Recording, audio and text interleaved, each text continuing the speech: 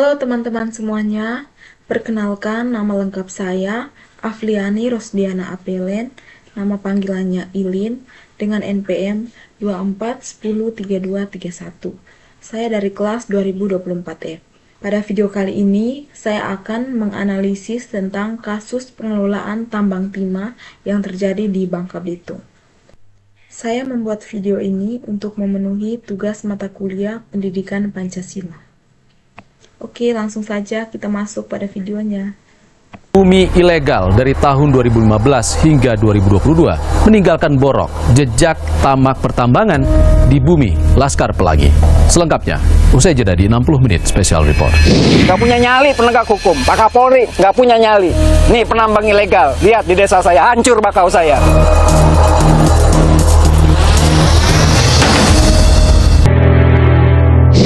Anda kembali bersama kami di 60 menit special report, membuka mata, mengungkap fenomena. Saudara, korupsi pengelolaan tambang timah yang merugikan negara hingga 271 triliun rupiah dan menyeret suami Sandra Dewi, Harvey Muiz, menguak tabir. Pengerukan kekayaan bumi dari tahun 2015 hingga 2022 meninggalkan borok. Jurnalis Kompas TV Wela Andani mengajak Anda menelusuri jejak tamak pertambangan di negeri Laskar Pelangi.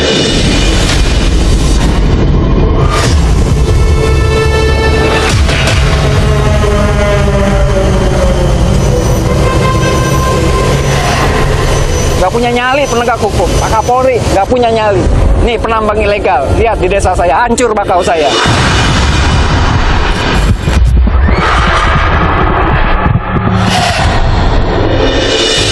Secara ekologi berupa kerusakan lingkungan, berupa penurunan kualitas lingkungan dan kesehatan masyarakat, dan dampak pada masyarakat sekitarnya seperti pendapatan, termasuk juga dampak terhadap pendapatan negara ke depan dan selama proses eksplorasi daripada kegiatan di timah ini. Itu kita perhitungkan semua, sehingga kalau kita hanya memperhitungkan kerugian negara Aceh sementara dampaknya tidak kita perhitungkan, maka siapa nanti akan mengganti rugi?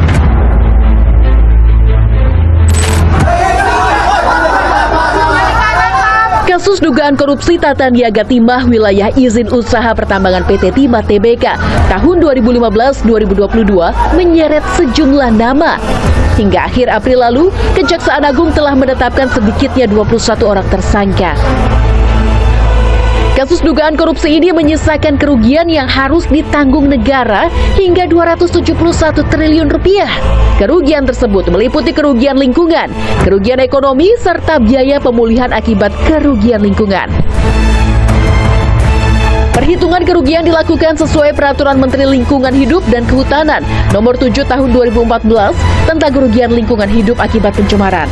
Antara lain, meliputi dana yang harus dikeluarkan negara untuk menghidupkan kembali fungsi tata air, pengendalian erosi, pembentukan tanah, pendauran ulang unsur hara, hingga biodiversitas atau keragaman hayati yang terlanjur rusak parah akibat tata kelola yang buruk. Pengerukan kekayaan bumi ilegal dari tahun 2015 hingga 2022 meninggalkan borok jejak tamak pertambangan di negeri Laskar Pelangi.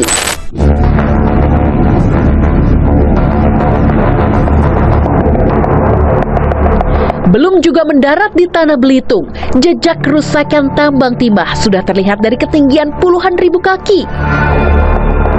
Bukan biru laut terlihat, tapi lubang bekas galian tambanglah yang jadi pemandangan.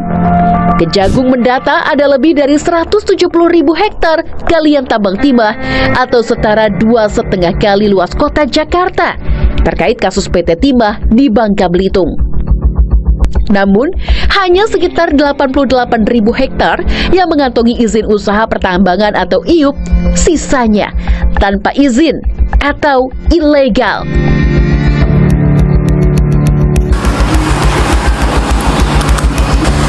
Kerugian fantastis 271 triliun rupiah bukan hanya kerugian ekonomi semata, tapi juga kerugian lingkungan yang memiliki dampak domino.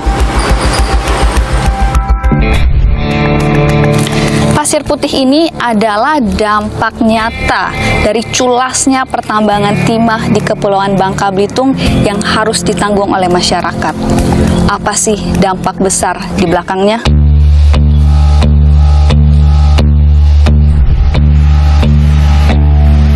Menelusuri dampak pertambangan ilegal, saya mendatangi Desa Sukamandi, Kabupaten Belitung Timur. Hai, halo. Adalah Yudi Amsoni, nelayan yang berupaya merestorasi kerusakan hutan akibat masifnya penambangan timah. Dengan menanam bibit mangrove, Yudi berusaha melakukan penghijauan. Memang tak sebanding dengan kerusakan yang terjadi, tapi setidaknya ini bentuk perlawanan Yudi. Kerusakan mangrove-nya sangat luar biasa yang diakibatkan oleh aktivitas illegal mining. Sehingga memang perlu untuk penanaman-penanaman di lahan-lahan bekas tambang tersebut. Karena pengerusakan dengan penanaman ini nggak sebanding. Bising mesin pengeruk timah mengiringi keseharian Yudi. Padahal kediaman Yudi hanya 2 km dari desa wisata atau geosite Garumedang yang berbatasan dengan hutan lindung. Desa wisata Garumedang merupakan satu dari 17 lokasi konservasi dan edukasi di Belitung yang diakui UNESCO. Bahkan di sebelah sana juga hutan lindung sangat luas yang sudah dirusak. Ini juga adalah sebagai desa wisata. Ya, jadi saya merasa terpanggil untuk menjaga lokasi ini.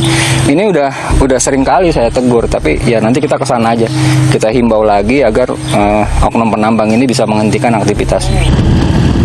Sepanjang jalan menuju lokasi pertambangan, kerusakan hutan lindung tampak jelas. Tanah yang sebelumnya subur, kini kering didominasi pasir timah. Bakau dan fauna langka mati terendam air limbah pertambangan. Lubang luka bekas tambang timah yang menganga tampak bak danau buatan.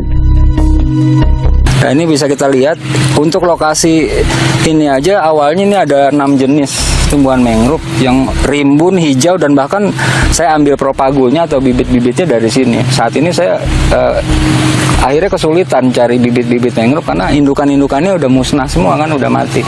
Ini yang tersisa kan bisa dilihat masih hijau, rimbun. Harusnya seperti inilah awalnya kondisinya dulu. Tapi akibat illegal mining, ya ini mati, dia kering.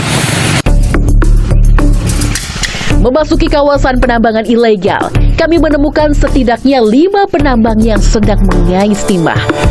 Yudi mengaku berulang kali telah mengimbau para penambang ilegal agar tak menambang di dalam hutan. Namun imbauannya tak digubris.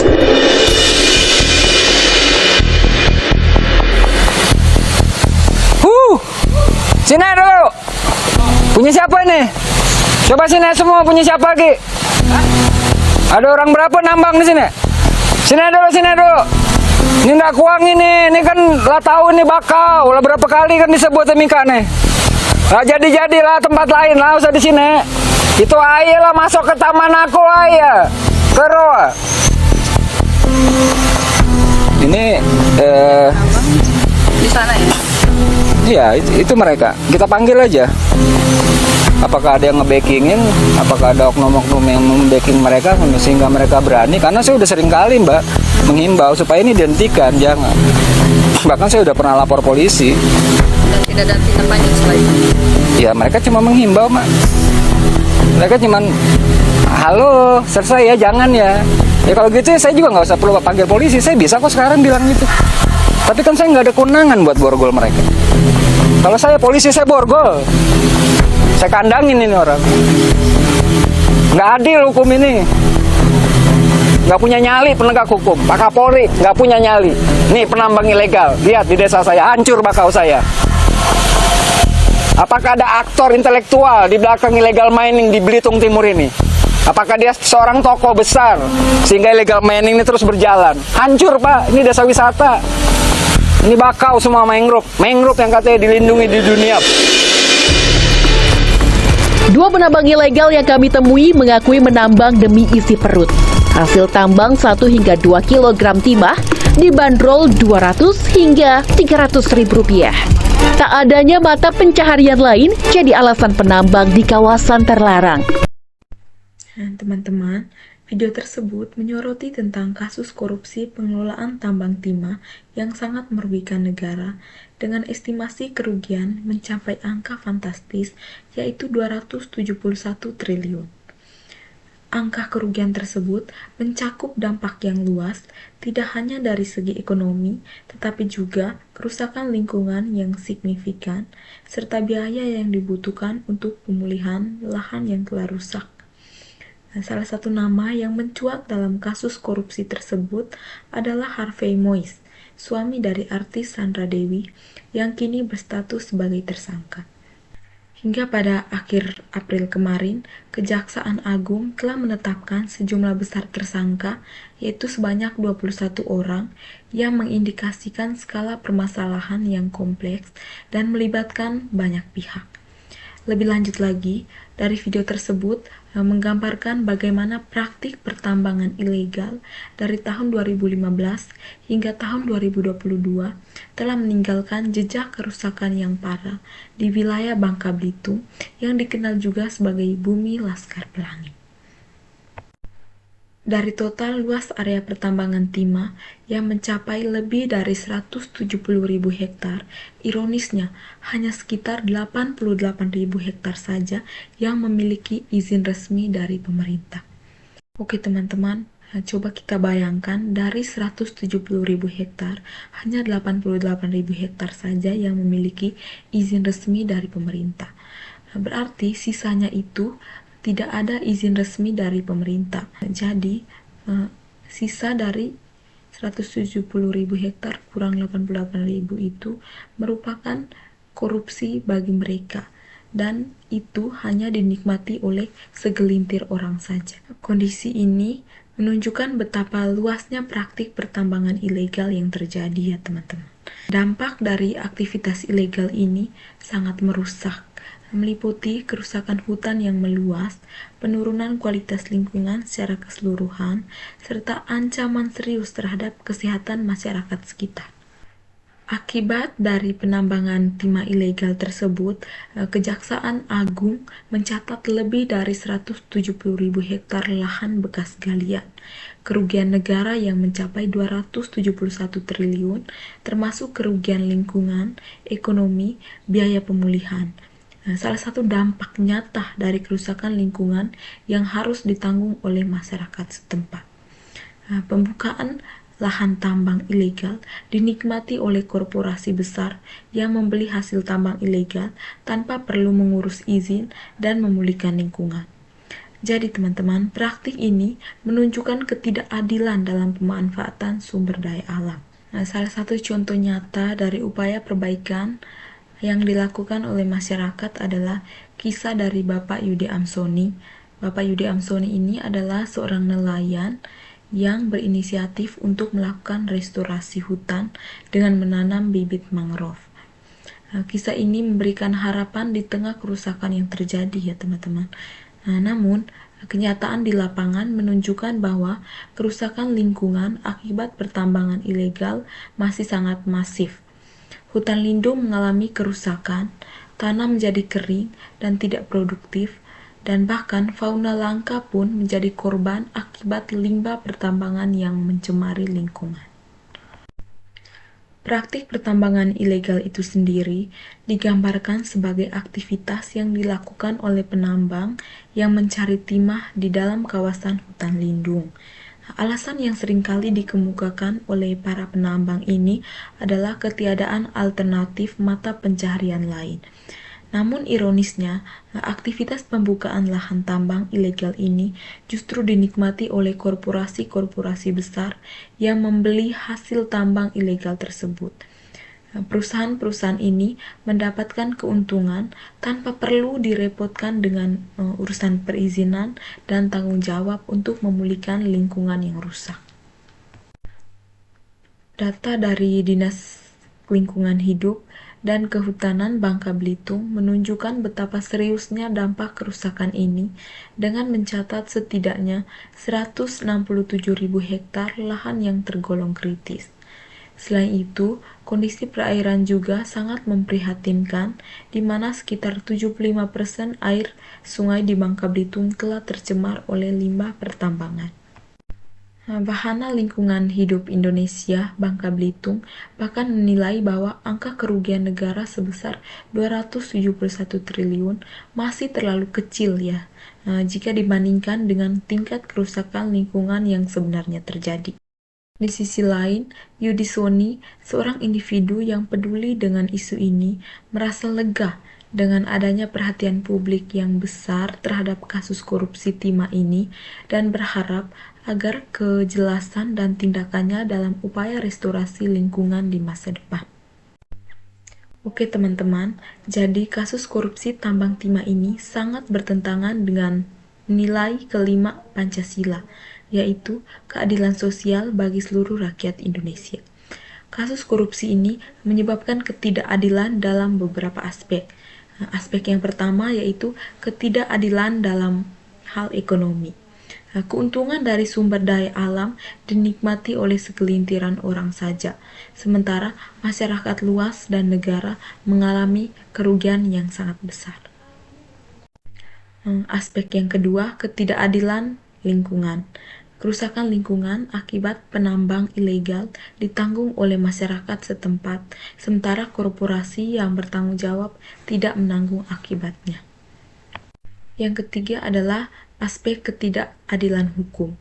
Penambangan ilegal terus terjadi, menunjukkan lemahnya penegakan hukum dan ketidakmampuan negara untuk melindungi hak-hak masyarakat dan lingkungan. Teman-teman, kasus ini menyoroti pentingnya penegakan hukum yang kuat, pengelolaan sumber daya alam yang adil, dan perlindungan lingkungan demi mewujudkan keadilan sosial bagi seluruh rakyat Indonesia sesuai dengan amanat Pancasila. Oke teman-teman, jadi ada beberapa jurnal yang membahas tentang kasus korupsi. Jadi yang pertama saya akan membahas jurnalnya Nathaniel Kenneth yang berjudul Maraknya Kasus Korupsi di Indonesia dari Tahun ke Tahun. Jadi teman-teman, jurnal ini membahas tentang masalah korupsi yang meluas di Indonesia, menyoroti akar sejahteranya, faktor-faktor penyebab, dan upaya Komisi Pemberantasan Korupsi atau yang sering disingkat dengan KPK. Oke, jadi kaitannya kasus korupsi tambang timah yang terjadi di Bangka Belitung dengan jurnal ini. Yang pertama, tingkat korupsi yang stagnan dan tren yang memburuk. Jurnal mencatat bahwa meskipun ada beberapa kemajuan sejak era Orde Baru, tingkat korupsi di Indonesia tetap stagnan dan bahkan memburuk sejak pandemi.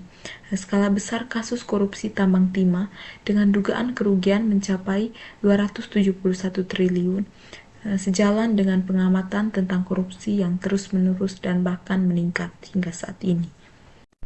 Yang kedua, faktor internal korupsi.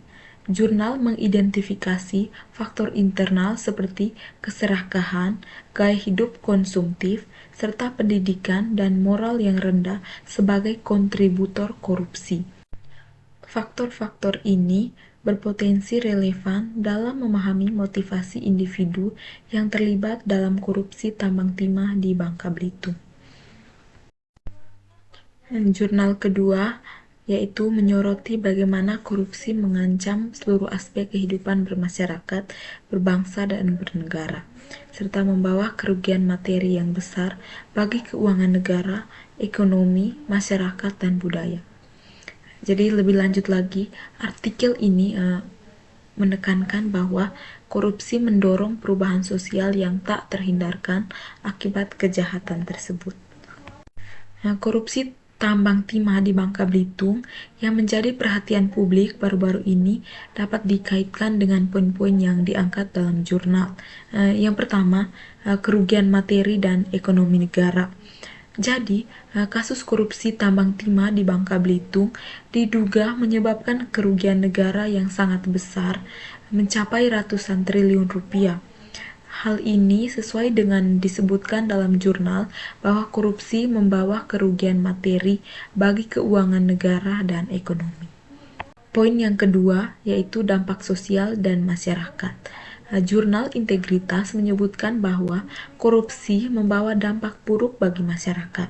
Dalam konteks kasus timah, aktivitas penambangan ilegal yang diduga difasilitasi oleh tindakan korupsi telah menyebabkan kerusakan lingkungan yang sangat signifikan.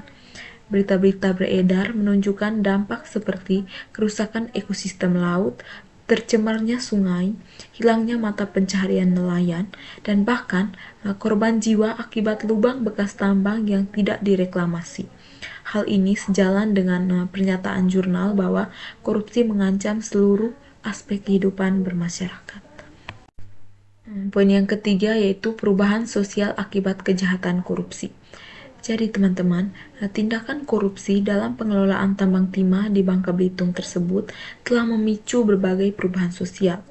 Yang pertama yaitu kerusakan lingkungan. Jadi kerusakan lingkungan ini memaksa masyarakat untuk beradaptasi dengan kondisi yang baru, seperti sulitnya mencari ikan atau sulitnya untuk berkebun. Yang kedua, kerusakan lingkungan. Jadi teman-teman, kerusakan lingkungan itu sangat membutuhkan biaya yang besar untuk pemulihannya ya teman-teman.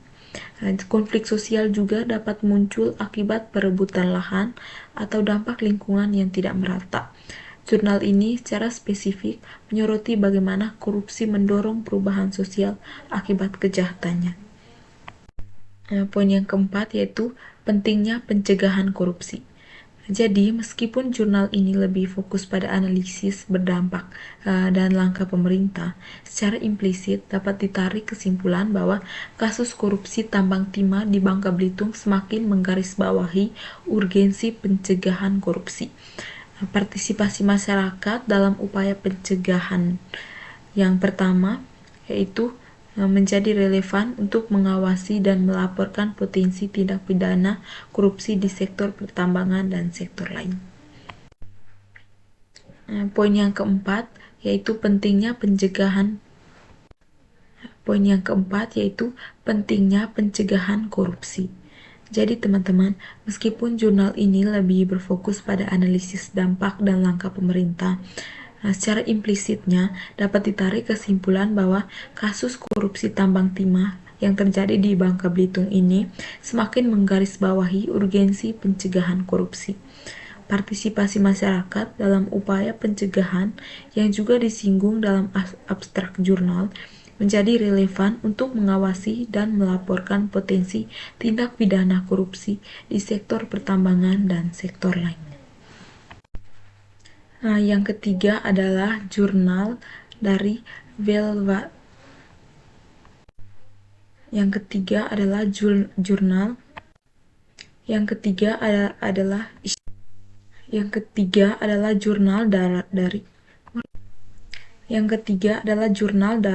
Welfarestude yang membahas tentang peran masyarakat dalam pencegahan dan pemberantasan tindak pidana korupsi. Jadi, jurnal ini menyoroti bagaimana korupsi dapat merusak kualitas hidup masyarakat. Kasus korupsi tambang timah yang terjadi di Bangka Belitung yang merugikan negara hingga ratusan triliun rupiah dan menyebabkan kerusakan lingkungan yang parah merupakan contoh nyata dari dampak buruk korupsi yang diangkat dalam jurnal ini. Oke teman-teman, jadi di sini saya akan mengaitkan jurnal Welfarestude dengan kasus tambang timah yang terjadi di Bangka Belitung. Yang pertama adalah dampak korupsi pada kesejahteraan masyarakat. Jurnal ini menyatakan bahwa korupsi dapat mengurangi kualitas hidup masyarakat. Kasus tambang timah di Bangka Belitung telah menyebabkan kerusakan lingkungan yang signifikan, hilangnya mata pencaharian nelayan dan petani, serta potensi masalah kesehatan akibat pencemaran. Hal ini secara langsung menurunkan kesejahteraan masyarakat di wilayah tersebut sesuai dengan apa yang dibahas di dalam jurnal ini.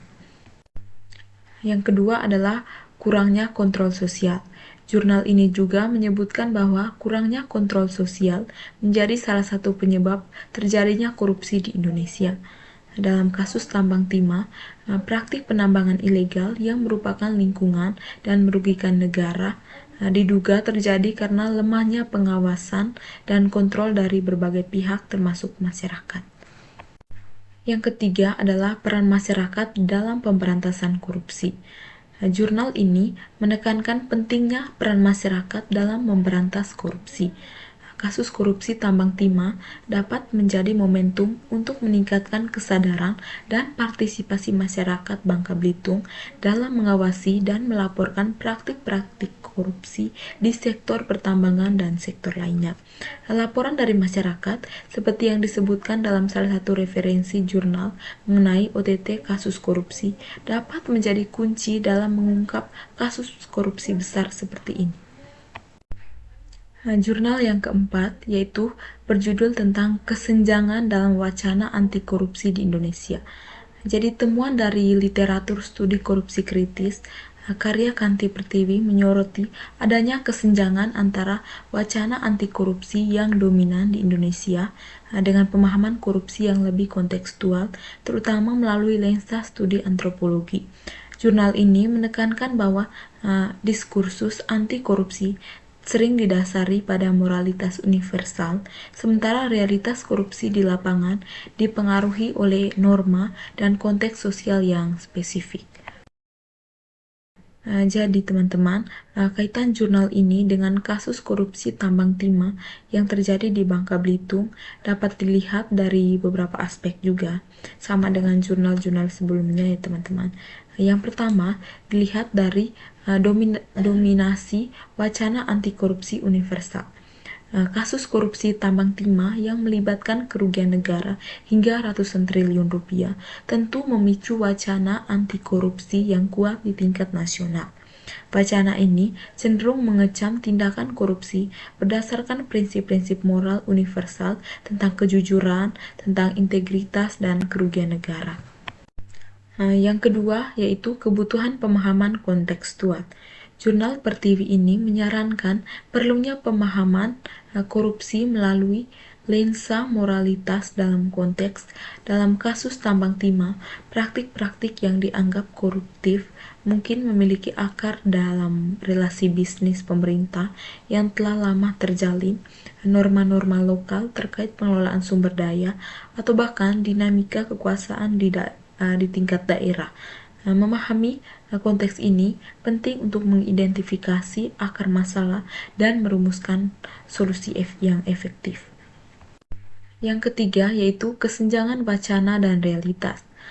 Kasus korupsi tambang timah bisa menjadi contoh konkret dari kesenjangan antara wacana anti korupsi yang ideal dengan realitas praktik korupsi di lapangan. Mungkin saja ada di kursus anti korupsi yang kuat di tingkat nasional, namun implementasinya lemah atau bahkan terdistorsi di tingkat lokal karena pengaruh relasi kekuasaannya dan kepentingan ekonomi tertentu. Jadi teman-teman, temuan jurnal ini mengimplikasikan bahwa kebijakan anti korupsi yang hanya tertumpu pada moralitas universal mungkin kurang efektif jika tidak mempertimbangkan konteks sosial, budaya, dan politik di mana korupsi itu terjadi. Dalam kasus tambang timah ini, solusi anti korupsi yang efektif mungkin memerlukan pemahaman mendalam tentang bagaimana relasi antara pemerintah, perusahaan tambang, dan masyarakat lokal terbentuk dan bagaimana praktik-praktik koruptif muncul dalam konteks tersebut. Jadi sekian saja analisis video dari saya. Saya mengucapkan terima kasih.